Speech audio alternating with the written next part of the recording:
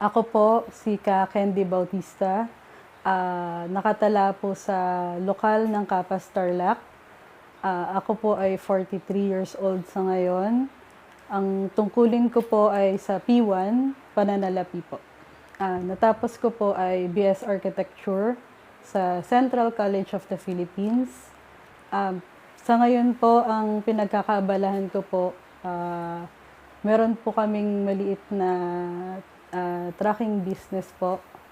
Kasama po ang aking mga mother-in-law. Ako po noon ay isang Katoliko. Simula po nung tumungtong po ako ng high school, naging choir member na po ako sa aming school, tsaka sa aming simbahan po. Meron po kaming mga tinatawag na simbang gabi. Meron din, dati po, masigla rin po ako sa yung pabasa po. Ayun po, taon-taon po ang pamilya po namin ay nagsasagawa po ng pabasa. Pupunta rin po kami sa grotto po tuwing Holy Week po. Tapos po yung salubong po tuwing bago po matapos ang taon.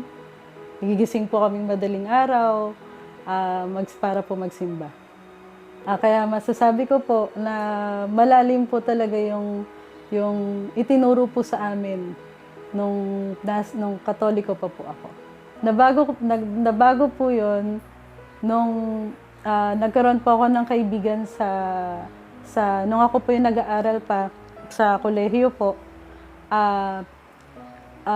Ano po siya, kabilang po siya sa Iglesia ni Cristo po.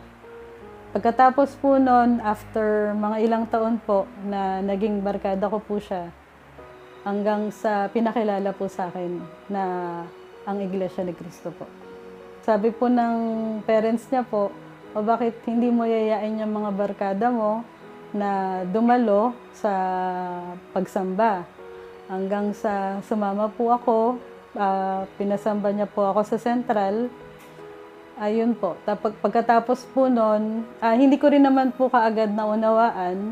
Inabot pa rin po ng ilang taon bago po niya ako nahikayat na magpadoktrina po. Kaya po nagkaganon, parang pinagbigyan ko po muna siya na sige po, total, magkabarkada po kami.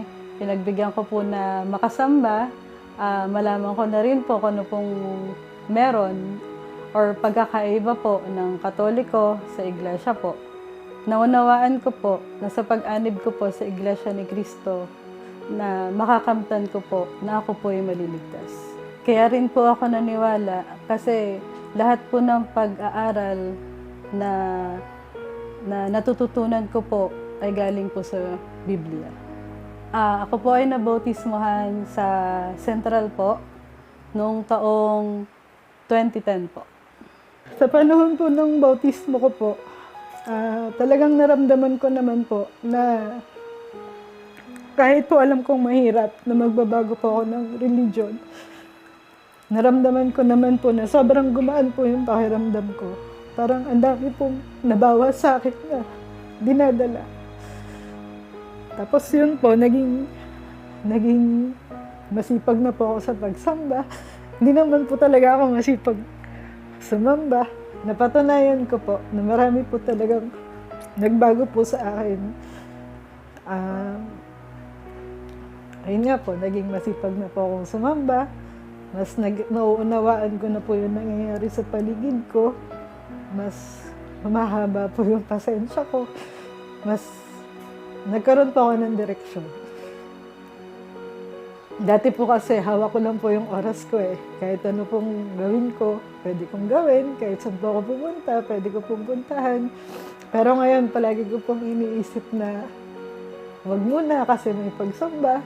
Kung out of town mo po kami, dati po ang iisipin ko lang kung isang magandang hotel kami pupunta. Pero ngayon, iniisip ko po, pag nagpapabook ako, dapat may kapilyang katabi. Kasi hindi pwedeng hindi kami sasamba. Hanggat maaari po, walking distance lang. Ayun, mga ganong bagay po. Opo, kung meron lang po mga problema po, pagkatapos po ng pagsamba, gumagaan po yung pakiramdam ko. Kung sasamba man po ako ng masama ang loob, pagkatapos po ng pagsamba, okay na po ako. Dumaan din po ako sa mabibigat na pagsubok. Pero simula po nung naging kaanib po ako sa Iglesia ni Cristo, parang yung mga pagsubok po na yun, kaya ko naman po palang harapin. Nung panahon po kasi na nagkasakit po yung asawa ko, kahit po na palagi pong sinasabi sa amin nila mami na manalangin po kami, nagpanata po kami. Pero sabi niya po, dapat kusan yung gagawin. Manalangin kayo ng sarili nyo, magpanata kayong dalawa kahit nasa ospital lang kayo. Ay, nakakagaan po ng loob kasi kung tutusin po talaga, ang hirap po na naging sitwasyon po namin. 3 buwan po kaming nasa ospital. Wala po talagang labasan. Kaming dalawa lang po kasi bawal po bawal po magkaroon ng bisita. So, yun po ginagawa po namin. Hindi man po siya makapagsalita, yung asawa ko po. Ako na lang po nananalangin para sa aming dalawa po. Yung lakas, nabigyan po ako ng lakas ng loob na yun nga po sa bawat panalangin na ginagawa po namin, malampasan po namin yung araw-araw na nangyayari po sa amin hanggang sa nawala po siya. Hanggang ngayon naman po, hindi pa rin po talaga nakaka-recover, pero hindi po, dinadaan na nga lang po sa panalangin, dinadaan na lang po sa pagsamba. Talaga naman pong napatunayan ko rin po na may tunay na Diyos po sa Iglesia ni Cristo po. Lalo na po sa sitwasyon po namin ngayon. Mahirap po, lalo na po, may 2 bata po akong pinapalaki. Tinutulungan naman po ako nila mami, sobrang tulong po. Pero iba pa rin po talaga yung nakakasamba po. Kasi nakakagaan po ng pakiramdam. Lalo na po kung may tungkulin ka, nakakagaan po ng pakiramdam.